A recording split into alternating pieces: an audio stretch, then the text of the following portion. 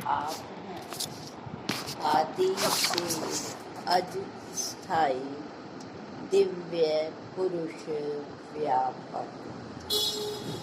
आज का ये श्लोक अर्जुन जी भगवान की स्तुति करते हुए कह रहे हैं। इससे पहले 8वें अध्याय के प्रारंभ के 2 श्लोक अर्जुन ने कहे थे। पहले श्लोक में उन्होंने पूछा था अध्यात्म क्या है, अधिदैव क्या है, अधियज्ञ क्या है, ये किस नाम से जाने जाते हैं और इनकी व्याख्या कृपया मुझे बताने का कष्ट करें। और दूसरे श्लोक में उन्होंने कहा था कि प्रयाण काल में कैसे योगी आत्मजयी लखे। 8वें अध्याय के दूसरे श्लोक में उनकी जिज्ञासा थी कि हमारे बुजुर्ग पूर्वज कहते आए हैं अंतमति सो गति। अंत में जैसी मति होती है जीव की वैसी ही गति होती है। उसकी मति के अनुसार गति और गति के अनुसार उसका जन्म निर्धारित होता है। तो कृपया मुझे इस बारे में बताएं कि जाते हुए हमारी वृत्ति उस परमात्मा से जुड़ी रहे, आधार से जुड़ी रहे। कृपया मुझे इसको विस्तार से समझाने की कृपा कर। 26 श्लोक अध्याय 8वें के, 34 श्लोक अध्याय 9वां और अब 11 श्लोक इस 10वें अध्याय के। कुल मिलाकर 71 श्लोकों में भगवान ने अर्जुन के इन्हीं प्रश्नों का उत्तर दिया था। 8वें अध्याय में उन्होंने अधिदैव क्या है, अधियज्ञ और अधिभूत क्या हैं, इनका विस्तार से वर्णन किया। इन सब के मध्य नर आकारों को ना देख करके आधार से जुड़े तो सारा जो है 9वां अध्याय उन्होंने विविध तरीकों से आधार के बारे में समझाया था। किस तरह से मनुष्य आकार से अपनी दृष्टि हटाए और आधार से जोड़े, इस बारे में बताया। केवल जोड़े ही नहीं, कैसे जोड़े। अलग अलग श्लोकों में उन्होंने पहले तो शारीरिक पवित्रता के बारे में बताया, दान, पुण्य, तीर्थ यात्रा आदि आदि। फिर उन्होंने मन की पवित्रता के बारे में विश्लेषण किया कि ध्यान, जप, तप अपना चित्त मुझे समर्पित करे और चित्त में हमेशा मेरे यानी उस ईश्वर के प्रति प्रेम रखे, क्योंकि प्रेम ही ऐसा धागा है जो जिसे पकड़ के, जिसके आश्रय से ये नर नारायण तक पहुंच सकता है। और फिर उन्होंने इससे पिछले 11वें श्लोक में यहाँ तक बात कही कि तुम अपना मल दूर करो, विक्षेप दूर करो, और तीसरा है आवरण दोष ये 3 दोष हैं जिसके कारण नर नारायण को पहचान नहीं सकता। पहला है मल दोष, यानी शरीर की अपवित्रता। उसके लिए उन्होंने दान, पुण्य, यज्ञ, मंदिर जाना, पूजा आदि बताए थे कि इन साधनों से शरीर के दोष, अपवित्रता यानी मल दूर होता है। दूसरा है विक्षेप। विक्षेप हमेशा मन में होता है। विक्षेप संस्कृत के 2 शब्दों से बना है। वी मैंने विपरीत, क्षिप मैंने जाना, फेंकना। अपने मन को विपरीत दिशा में ले जाने का अर्थ है विक्षेप। तो कहते हैं हमारा मन संसार की तरफ ना जाए, आधार से जुड़े, जगत की पकड़ मजबूत ना करे, जगदीश से अपना संबंध जोड़े। इसके लिए उन्होंने कहा कि चित्त का समर्पण हो, ध्यान हो, और सबसे बड़ी बात उन्होंने कहा प्रेम हो। तो तीसरा है आवरण, जो बुद्धि में होता है, अज्ञान, पर्दा अज्ञान का। उन्होंने कहा यदि जीव नर ये सब काम कर लेगा तो उसका कल्याण करने को बुद्धि में स्थित बैठ के तेजस्वी ज्ञान ज्योति से करता हूँ भ्रम दूर। तो कहते हैं इतना काम यदि नर कर लेता है तो उसके आगे की यात्रा में मैं उसका सहायक होता हूँ। यानी जो बुद्धि का आवरण है वो ज्ञान के द्वारा दूर हो जाता है। यदि वो ये 2 अवस्थाएं प्राप्त कर लेता है तो बुद्धि में ज्ञान तो गुरु देंगे, परंतु बुद्धि उस ज्ञान से कैसे जुड़ेगी? तो कहते हैं जिस प्रकार हम किसी भी चीज़ के लड्डू बनाते हैं तो वो जुड़ते कैसे हैं? चाशनी के द्वारा। यदि उसमें चाशनी ना डाली जाए तो ना तो बर्फ़ी जमेगी, यदि उसमें चीनी डालकर उसे पतला ना किया जाए, या यदि हमने लड्डू बनाने हैं, पिन्नी बनानी है, यदि उसमें चाशनी नहीं बनाकर डाली जाएगी तो कभी भी वो जुड़ेंगे नहीं। ठीक इसी तरह भगवान कह रहे हैं कि ज्ञान तो गुरु देंगे, परंतु वो ज्ञान बुद्धि में बैठे कैसे, जुड़े कैसे, वो जोड़ने का काम मैं ही करूँगा। पारुल जी सुन रहे हैं? पारुल जी? हाँ जी जी, जय सच्चिदानंद जी। तो कह रहे हैं कि आगे का काम में मैं उस नर की सहायता करूँगा। तो श्रोता का क्या कर्तव्य है? सच्चा श्रोता ना तो सत्संग में सोता है, ना वो सरोता, यानी जो सुपारी काटने का छोटा सा कैंची नुमा यंत्र होता है उसे सरोता कहा जाता है, वो काटने का काम करता है। तो कहते हैं वो गुरु के ज्ञान को तर्क द्वारा नहीं काटता, ना वो आकर सत्संग में सोता है। श्रोता का क्या कर्तव्य है कि वो जागरूक होता है। दूसरा, उसके चित्त में जानने की जिज्ञासा होती है। फिर आगे क्या कि वो ध्यान देता है वक्ता की बात पर, और फिर वो धीरज रखता है।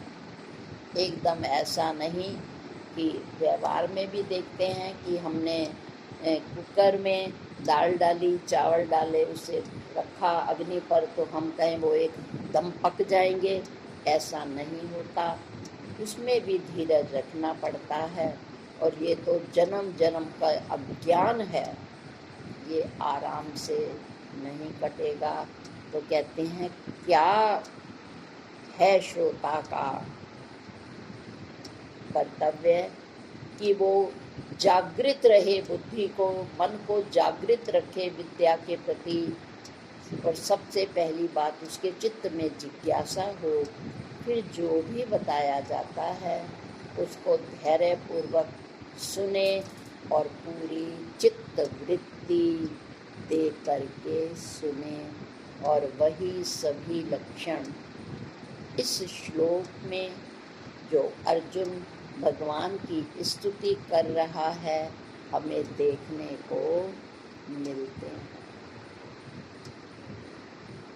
स्थान स्थान पर इससे पहले अर्जुन ने कहीं भगवान को कृष्ण, कहीं यादव, कहीं सखा कहकर संबोधित किया है।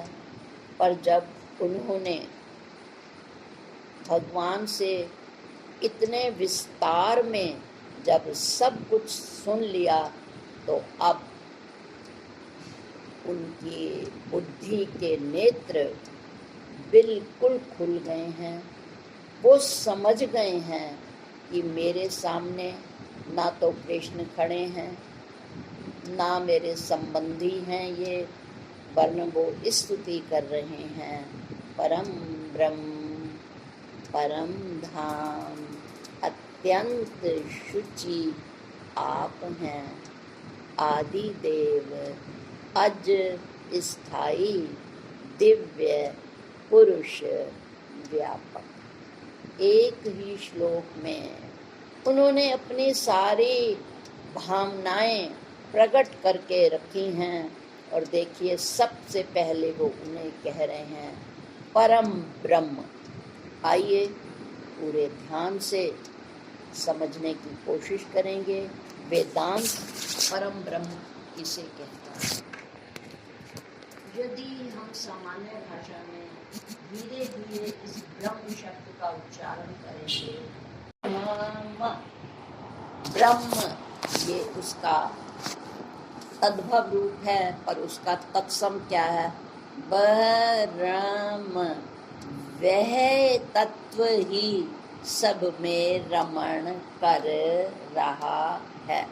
जो वह करके हम जिसे संबोधित कर रहे हैं वो वह ब्रह्म रूप में, सत्ता रूप में जो रमण कर रहा है उसका अर्थ है ब्रह्म। और यहाँ कितनी भावना से भर गए हैं। वो कह रहे हैं आप ब्रह्म नहीं परम ब्रह्म हो, ब्रह्म से भी परे। देखिए उपनिषदों में, शास्त्रों में उपाधि भेद के कारण एक ही ब्रह्म को दो रूपों में कहा। एक कहते हैं सोपाधिक ब्रह्म, उपाधि वाला, और दूसरा कहते हैं निरुपाधिक ब्रह्म। सोपाधिक ब्रह्म का मतलब है जब वह तत्व संसार को, जगत को चलाने के लिए माया उपाधि का सहयोग लेता है, उसे उस समय ईश्वर संज्ञा से संबोधित किया जाता है। ब्रह्म जो जर्रे जर्रे में रहता है, जब वो इस संसार के क्रिया को, प्रकृति को चलाने के लिए माया उपाधि को धारण करता है, तब उस उपाधिवान को ईश्वर कहते हैं। जिस प्रकार परिवार को चलाने के लिए पुरुष और स्त्री दोनों की जरूरत होती है, इसी तरह संसार को चलाने के लिए भी ईश्वर को माया की आवश्यकता पड़ी। तो जब वह तत्व माया उपाधि सहित हुआ तो उसी को कहा ईश्वर, और वेदांत में इसको सौपाधिक ब्रह्म कहते हैं। दूसरा है निरुपाधिक ब्रह्म, यानी उपाधि से रहित। जब वो तत्व रूप में होता है तो वह निरुपाधिक यानी उपाधि रहित ब्रह्म है। जैसे जब तक नहीं बनी गिन्नी तो वो सोना है, और जब वो आकार में आ गई, किसी सांचे का सहारा लेकर उस अंगूठी के सांचे में डाला गया सोने को, सांचे की उपाधि से वही सोना अंगूठी कहलाया, और जब उसको चूड़ी के सांचे में पिघाल कर डाला गया तो वही सोना चूड़ी कहलाया। और जब वो किसी आकार में नहीं था तो समझ लीजिए वो है निरुपाधिक, और जब वो आकार में किसी सांचे में ढल गया तो वो हो गया सौपाधिक। तो ब्रह्म कहते हैं दो हैं, एक सौपाधिक ब्रह्म माया उपाधि वाला ईश्वर, और दूसरा है उपाधि रहित ब्रह्म।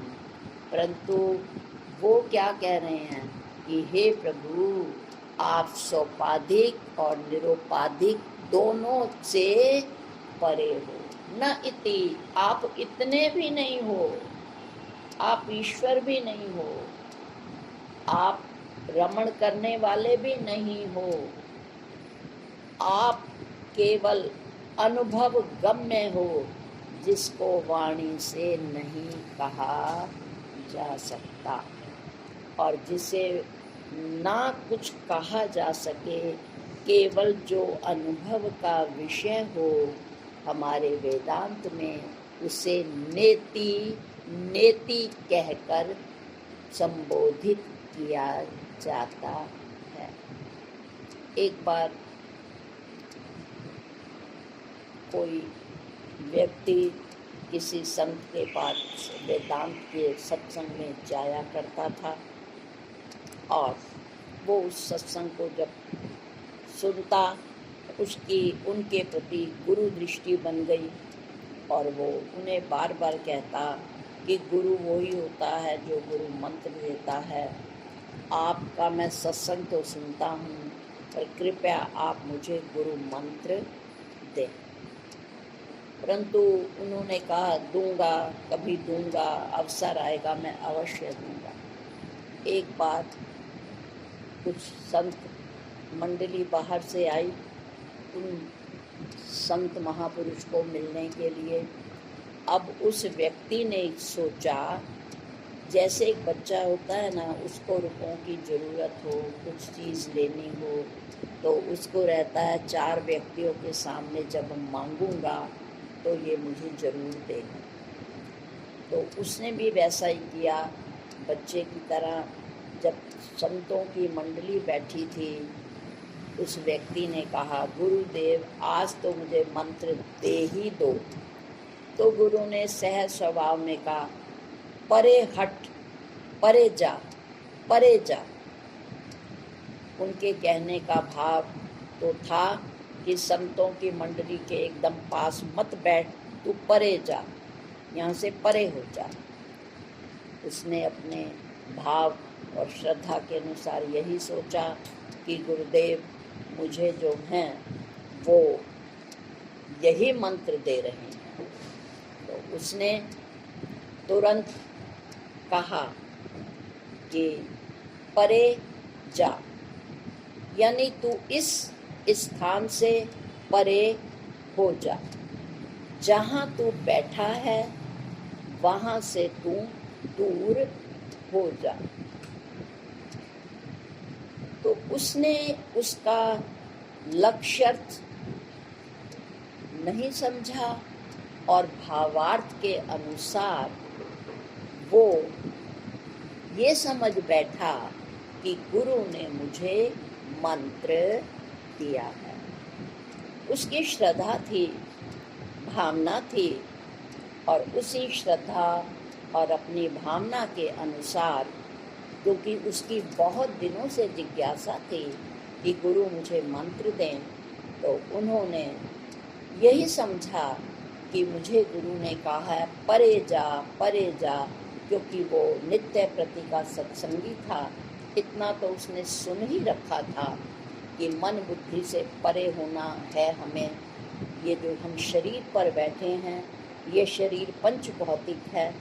जो हम अंतःकरण पर बैठे हैं, ये भी अपंचीकृत पंच महाभूतों का बना है, ये मैं नहीं हूँ। तो शायद मुझे गुरुदेव यही कहना चाह रहे हैं कि इनसे परे हो जाओ। और उसने उस मंत्र को इतना आत्मसात कर लिया, क्योंकि हमने पिछले श्लोकों में यही पढ़ा है कि दृढ़ आत्मा विजयन्ते संशय आत्मा विनश्यति। एक उन्होंने ये भी कहा श्रद्धावान लभते ज्ञान, जिसके चित्त में श्रद्धा होती है। और तीसरा उन्होंने कहा कि प्रेम का भूखा हूँ मैं और भाव ही एक सार है। तो जैसा कि आपने इससे पहले के श्लोकों में भी हमने विचार किया था कि दृढ़ श्रद्धा हो मन में, जिज्ञासा हो और प्रेम हो, तो गुरु की विद्या अवश्य में फलीभूत होती है। और उसके चित्त में जिज्ञासा भी थी, गुरु मंत्र लेने की श्रद्धा भी थी और गुरु के प्रति प्रेम भी था। इन तीनों गुणों ने उसके अंतःकरण को इतना पवित्र कर दिया कि जब वो ध्यान में बैठता और गुरु मंत्र को जपता, तो उसे न शरीर का भान रहता, न उसको अपने मन का भान रहता, केवल वो ध्यान में डूबता। और यही बात है कि हम देखते हैं संतों के चेहरों पर क्यों इतनी चमक होती है। हम सब कुछ रूटीन में खुराक लेते हैं। आजकल तो एक से एक अपने स्वास्थ्य के ध्यान के लिए हम विटामिन्स भी लेते हैं, मिनरल्स भी लेते हैं, फ्रूट्स भी लेते हैं, तब भी हमारे चेहरों पर इतना आकर्षण नहीं होता जो सामान्य वस्त्रों को पहने हुए संत जब किसी सभा में प्रवेश करते हैं।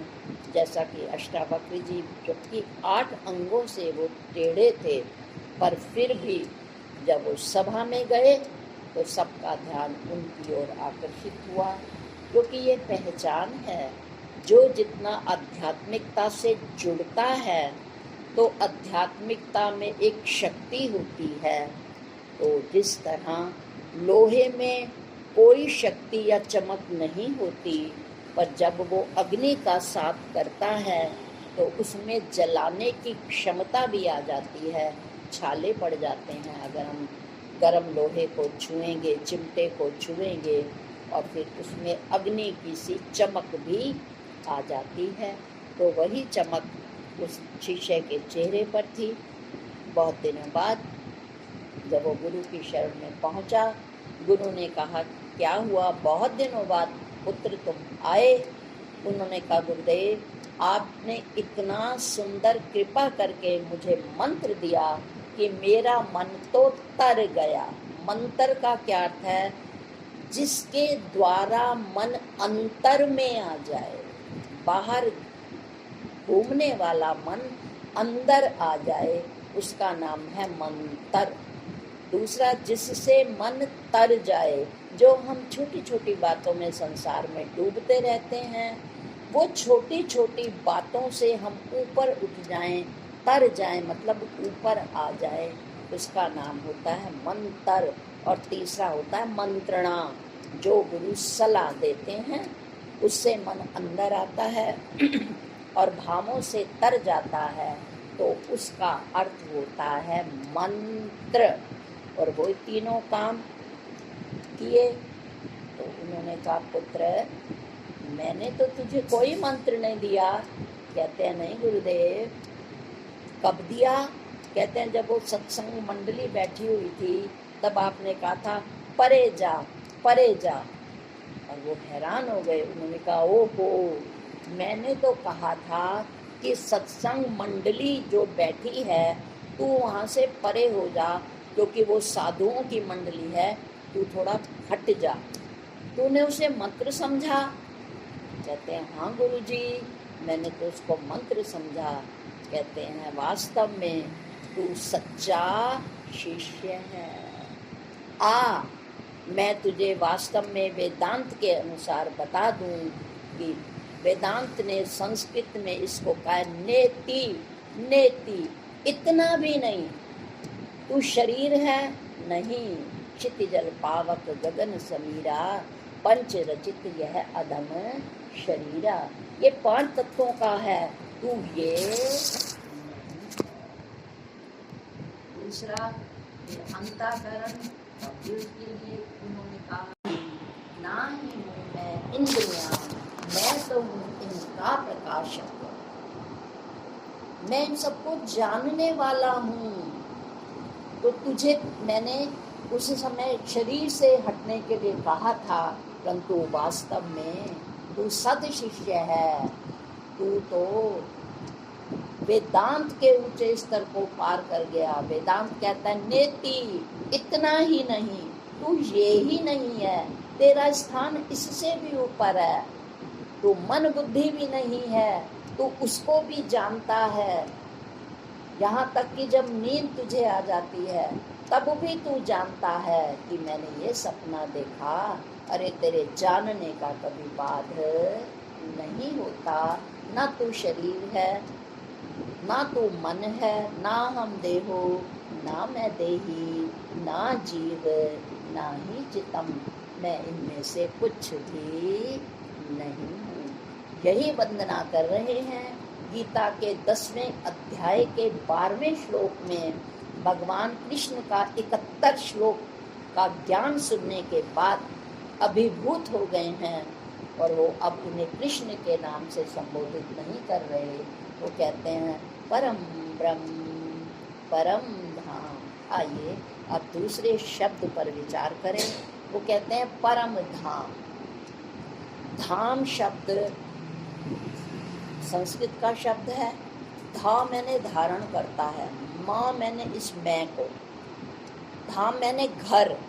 हमें पता है इस शरीर को सहारा कौन देता है? घर।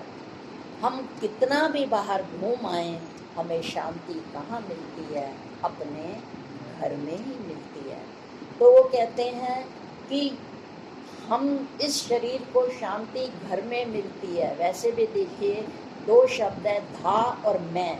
जो इस मैं को रखता है, अगर मकान ना होना तो हम रुल जाएंगे, है ना।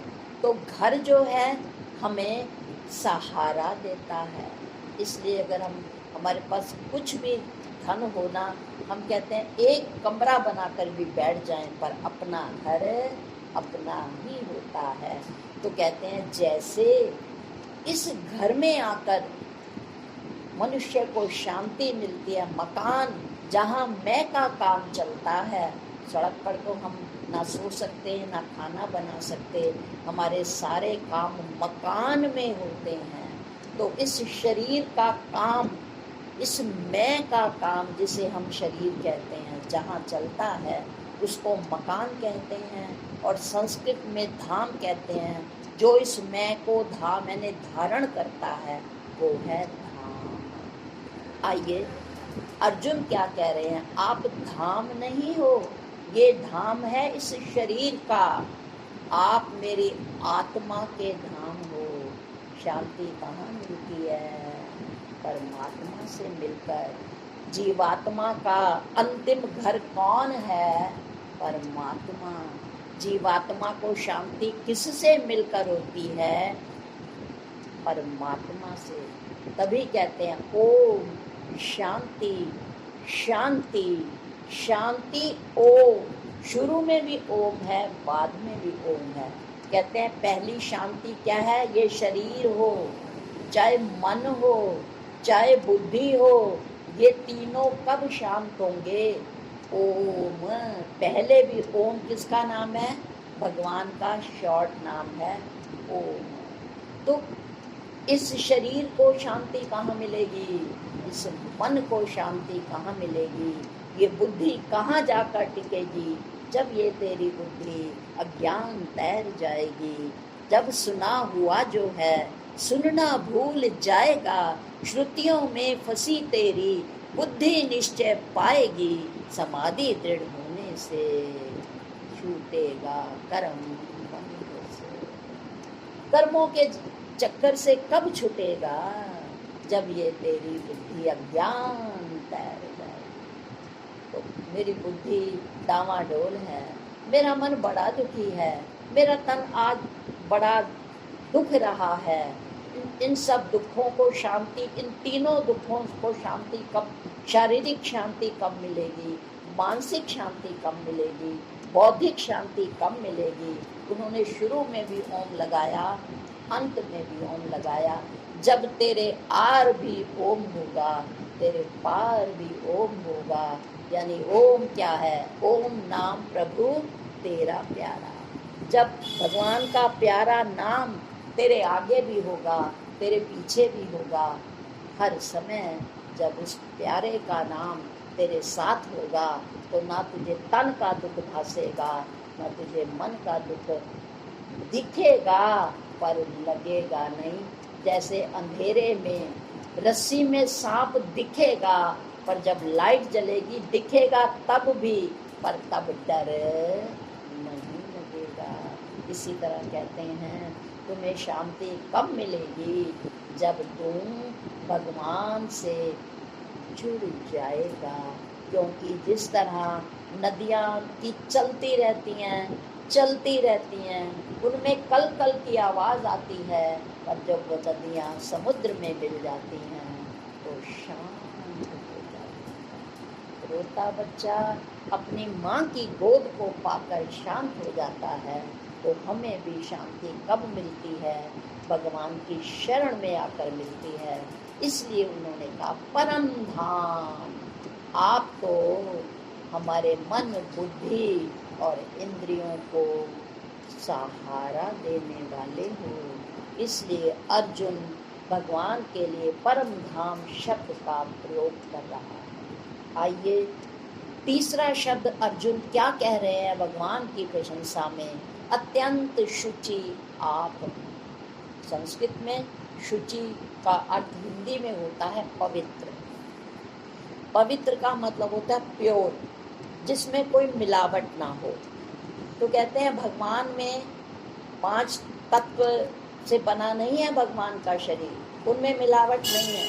देखिए जब सोना होता है वो प्योर होता है, पर जब उसे आकार देना होता है, गहने बनाने होते हैं, उसमें तांबा मिलाया जाता है। परंतु जब वो कुछ बना नहीं होता तो वो प्योर होता है और उसकी श्योरिटी सुनारा देता है। कहता है ये गिन्नी है, ये प्योर है, ये श्योर है ना। परंतु जब वो गहना बन जाता है तो कहता है इसकी प्योरिटी मैं नहीं कह सकता, इसमें तांबा मिला है। अब उस सुनार ने कितना तांबा मिलाया है, मैं इसकी श्योरिटी नहीं दे सकता। पर वो कहता है हे प्रभु आप प्योर भी हो और आप श्योर भी हो। श्योर है कि निसंदेह आपको पाकर पवित्राम पवित्र, ये मनुष्य भी पवित्र हो जाता है। आप क्योंकि निराकार हो, आकार से भी परे हो, तो इसलिए प्रभु आप पवित्र हो, इसलिए उन्हें निरंजन कहा जाता है।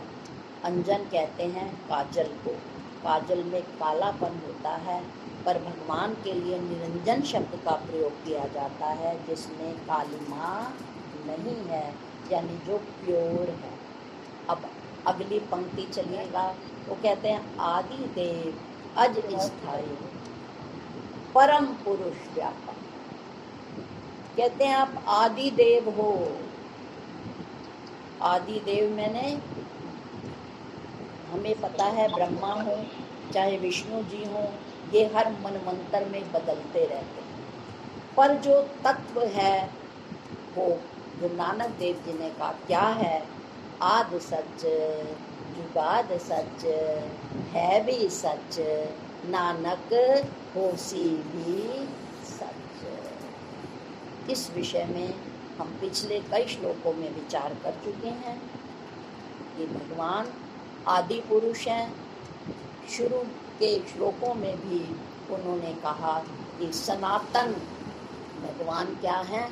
आदि सच जुगाद सच है भी सच, नानक होसी भी सच।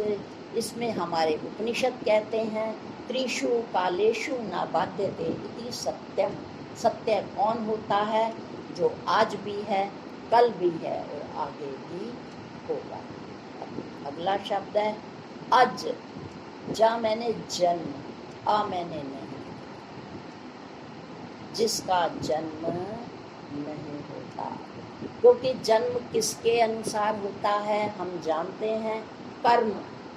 जैसा कर्म करे इंसान वैसा फल देवे भगवान। एक जन्म में हम काम करते हैं और अगले जन्म में हम उस कर्मों को भुगतने के लिए कर्म फल भुगतने के लिए हमें अगला जन्म लेना पड़ता है। क्योंकि भगवान कर्म तो करते हैं पर उनमें कर्तापन नहीं है, इसलिए वो बंधन में नहीं आते। अब दो व्यक्ति हैं, सड़क पर कोई व्यक्ति की लड़ाई हो रही है और पुलिस गुजर रही है, उसने देख लिया। अब वो दोनों वहाँ उपस्थित हैं, उन्होंने किसी को मारा है और पुलिस ने देखा है। एक कह रहा है मैंने नहीं मारा, मैंने नहीं मारा, मैंने मारा ही नहीं, और एक कुछ कह नहीं रहा, वो चुप खड़ा है। और एक अपनी सच्चाई व्यक्त कर रहा है, मैं कर रहा है। तो ये मैं जो है ना, ये हमारे बंधन का कारण है। मैंने ये किया, मैंने वो किया, और जो कुछ कहता ही नहीं है। तो वो जैसे बहुत अल्प सी कहानी है कि दो संत जा रहे थे और जो है थक गए, किसी पेड़ के नीचे बैठ गए। कुछ ग्रामीण जा रहे थे, वो वहाँ बैठे थे। एक संत बोलते जा रहे थे, बोलते बोलते थोड़ा स्वाभाविक है उनमें अहम आ गया। अहम आया और जो है हम ऐसे करते हैं, हम ऐसे करते हैं, हम ऐसा नहीं लेते, हम वैसा नहीं लेते। और एक संत अपने चुपचाप मौन बैठे थे। इतने में कुछ दुष्ट उस गांव के जा रहे थे और वो जो है वो बोल रहे थे, सत्संग कर रहे थे। और बाद में फिर वो कहें कि इतना बोल चुके हैं हम, अब कुछ भिक्षा भी दीजिए। और बस वो जो दुष्ट लोग जा रहे थे, उनकी वृत्ति तो वैसे भी दुष्ट वाली थी। तो कहते हैं क्या तुमने ये बिजनेस समझ रखा है? तुम्हें किसी ने बोलने के लिए कहा था जो बोल रहे हो, और बोल के अब टैक्स मांग रहे हो। दुष्ट प्रवृत्ति के लोग थे, उन्होंने उनको तो चांटा मारा, और जो चुप बैठे थे उन्हें कुछ नहीं कहा। बाद में जब सब चले गए, उन्होंने कहा मुझे खामखा मार पड़ी और तू जो है चुप बैठा रहा। तो उसने कहा भाई यही बात समझ ले, जो हमारे बंधन, हमारे मारने मरने का कारण है वो है मेरी मैं। और मैं कर ही नहीं रहा था, मैं चुप बैठा था, इसलिए मैं बच गया। और तुम मैं कर रहे थे, इसलिए तुम बच गए। तो भगवान करते हुए भी अकर्ता भाव में रहते हैं।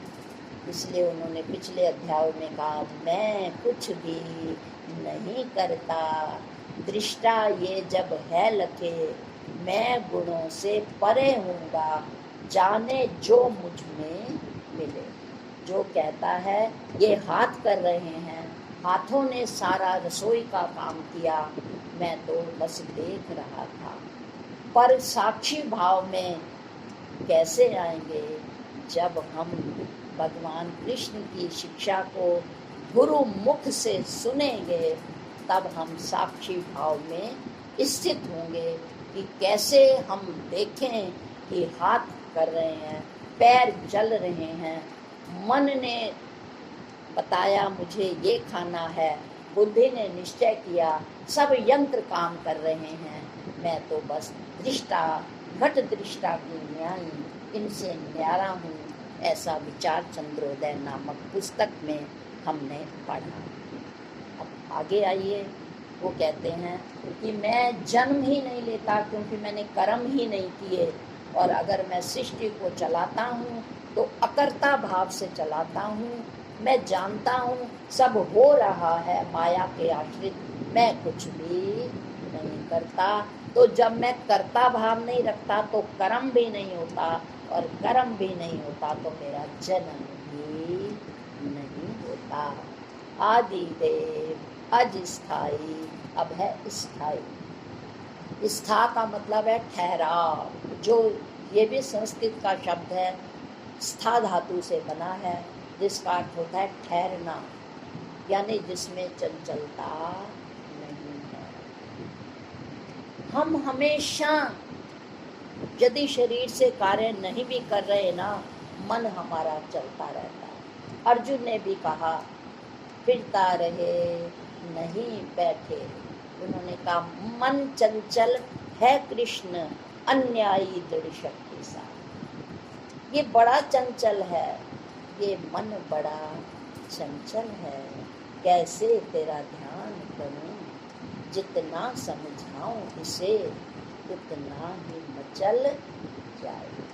मचल क्या, जो मन चलता रहता है वो है मचल, और भगवान क्या है, अचल, क्योंकि इसके साथ मन लगा है। अब हम देखते हैं ना, ये मन सपने में भी चलता है, इंद्रियां नहीं होती, ये बिस्तर पर होती हैं, पर ये कहाँ कहाँ सपने में हमें गंगा नहला लाता है, कभी भाइयों के घर दौड़ा कर ले जाता है, क्योंकि मन का काम है चलते रहना।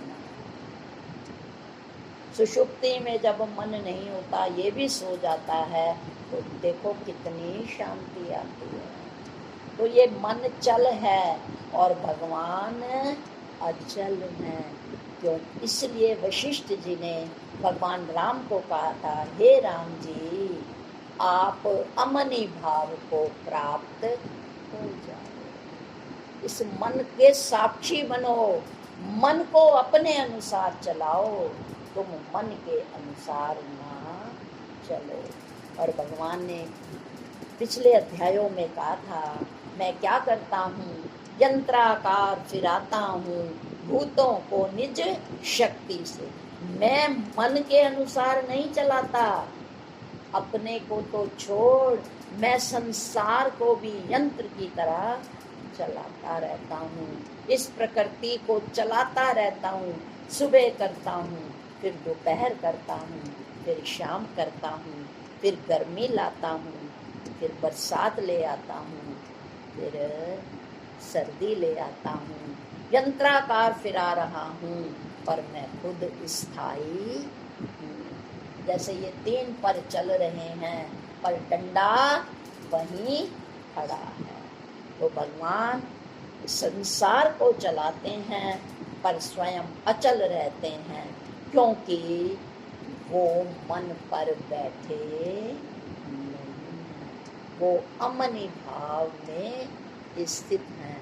तो इसलिए शब्द का प्रयोग किया, वो स्थायी हैं, हमेशा स्थित रहते हैं। और अगला है दिव्य पुरुष व्यापक। अब दिव्य का क्या अर्थ है? दिव्य शब्द भी संस्कृत से बना है। दिव्य शब्द होता है संस्कृत में, जिसका अर्थ होता है प्रकाश, और हमने इस शब्द को नए रूप में भी लिया। व्यावहारिकता में हम दीपक को भी दीवा कहते हैं, दीवा कहते हैं ना, ये दिव्य शब्द से बना है। दीवा कहते हैं ना, दीवा जला रहा है, यानी जलाने का क्या मतलब है, प्रकाश कर दिया, ये में प्रकाश ही होता है ना। तो दिया शब्द दिव्य धातु से बना है, जिसका मतलब होता है प्रकाश। यह मैंने होता है जो, दिव्य जो इति दिव्य, जो प्रकाशमान है, जो ज्योति श्याम ज्योति है। हमारे शास्त्रों ने 5 ज्योतियों का वर्णन किया है। सबसे पहले है सुबह सुबह आती है सूर्य ज्योति। सूर्य ज्योति के प्रकाश में हम कितने काम कर लेते हैं। जिस दिन अंधेरा, बहुत अंधेरा हो, कहते हैं कि बहुत अंधेरा है, बारीक काम आज नहीं होगा, तो जितना प्रकाश तेज होता है उतना हम आराम से काम कर लेते हैं। दिन में हमें प्रकाशित करता है सूर्य, रात्रि में चंद्रमा इसका स्थान ले लेता है, चंद्रमा प्रकाश देता है। यदि रास्ते में लाइट बंद हो जाती है तो हम चंद्रमा के प्रकाश में अपना काम चलाते हैं। ये भगवान की दूसरी ज्योति है। तीसरी ज्योति है वाणी। जब हमें कोई दिखाई नहीं देता, ट्रेन में हम आवाज़ लगाते हैं, भैया चढ़ गया, हाँ भाई चढ़ गया, उस समय हम वाणी के प्रकाश में दूसरे से बात कर लेते हैं। या कोई भीड़ में खो जाता है तो हम आवाज़ देते हैं, उसका नाम बुलाते हैं, उस समय भीड़ में वो रल गया, परंतु फिर भी हमारी वाणी ज्योति ने हमें उससे मिला दिया। ज्योति है अग्नि ज्योति। जो भी हम चाहे कैंडल के रूप में, चाहे दिए के रूप में या गैस के रूप में जब हम अग्नि जलाते हैं उसे कहते हैं अग्नि ज्योति। और पांचवी है आत्मा की ज्योति, जो हर समय जलती रहती है। जैसा कि अभी बताया था, यद्यपि हम सो जाते हैं, सुषुप्ति में ना मन रहता है ना इंद्रियां रहती हैं, पर कौन जानता है मुझे गहरी नींद आई, वो है आत्म ज्योति। कहते हैं हे प्रभु, आप ये सब आपकी ज्योतियां हैं। सूर्य, चंद्र, वाणी प्रभु ने दी है, वाणी ज्योति अग्नि भगवान ने प्रकट की है, तो ये सब ज्योतियां हैं। पर आप हो ज्योति श्याम ज्योति, आप ज्योतियों की भी ज्योत हो, परम ज्योत हो। तो वो कहते हैं हे आप क्या है, दिव्य पुरुष हो। हमारे शरीर 5 तत्वों से बने हैं, पर चिदानंद में देह तुम्हारी। आपकी देह कैसी है, सत्य चित्त आनंद रूप है, तो आपकी दिव्य है, प्रकाश में देह है। हमारी में तो सुबह उठो ना, देखते हो ना कितनी स्मेल आती है, इसलिए हम नहाते हैं। ज़्यादा गर्मी हो तब स्मेल आएगी, सुबह उठते हैं तब स्मेल आती है। परंतु संतों के शरीरों में से भी बहुत स्मेल नहीं आती, क्योंकि वो आंतरिक परमात्मा से वो जुड़े रहते हैं। और ईश्वर तो दिव्य पुरुष है। अंत में कहते हैं वो क्या है, व्यापक। व्यापक का क्या अर्थ है, सर्वम व्यापृतौ एकम इति व्यापक है। सबको जो एक तत्व व्यावृत कर लेता है, घेर लेता है, उसे कहते हैं व्यापक। वो सबको व्यापक है। जैसे कि कहा है ना, ये कण कण में है झांकी भगवान की, इस रूप वाली आँख में पहचान की, तो वो व्यापक है।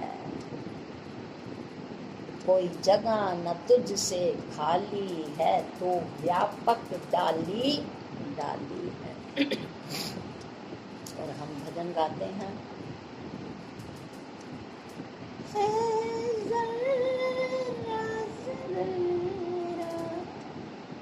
उसी में समाया, मगर वो किसी न दृष्टि में आया, वो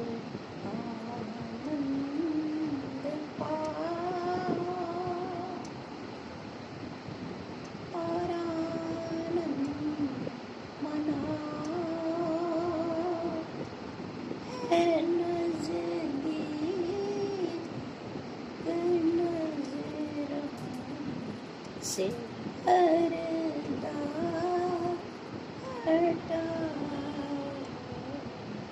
तो पर्दा हट गया है कृष्ण के ज्ञान से अर्जुन का।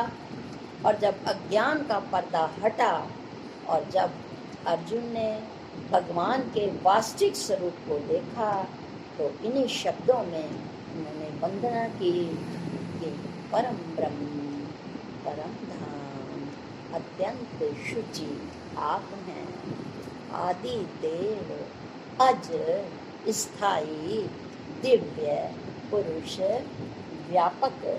जब भगवान के ज्ञान से उनके अज्ञान का पर्दा हटा, तब उन्होंने उन्हें इन शब्दों से आनंदित हो करके ये शब्द कहे। और गुरु नानक देव जी ने में यही कहा है, क्या कहा? आनंद भया मेरी माए, सत्य गुरु मैं पाया। जिन्हें सच्चे गुरु मिल जाते हैं और उनसे गुरु मैंने युक्तियाँ मिल जाती हैं, उनसे जीने का एक ढंग का तरीका आ जाता है, ज्ञान लेने का तरीका आ जाता है, तो उसका अंतःकरण सदैव आनंद से भरा रहता है। इन्हीं शब्दों के साथ गुरुदेव के श्री चरणों में नमन करते हुए उनसे सबके लिए यही प्रार्थना कि जो आनंद अष्टावक्र जी ने जनक जी से प्राप्त किया, जो हमारे बीजी महाराज ने अपने गुरुदेव परम पूज्य श्री लोचनानंद जी महाराज से प्राप्त किया, जैसा कि उनका नाम ही है, उन्होंने अज्ञान के लोचन को खोलकर पूज्य बीजी महाराज के हृदय में आनंद को भर दिया। उसी प्रकार हमें वही विद्या परंपरा से मिल रही है। हम पुरुषार्थ करें, क्योंकि हम पुरुष हैं। पुरुष वही है जो पुरुषार्थ करता है। तो हमें जो विद्या सहजता से गुरु कृपा के बल से उनके श्री चरणों में मिल रही है, हम पुरुषार्थ करके हम भी अज्ञान का पर्दा हटाएं और हमेशा हमेशा उस आनंद के सागर में निमग्न हो जाएं जिसकी हमें तलाश है। इन शब्दों के साथ ओम शांति शांति।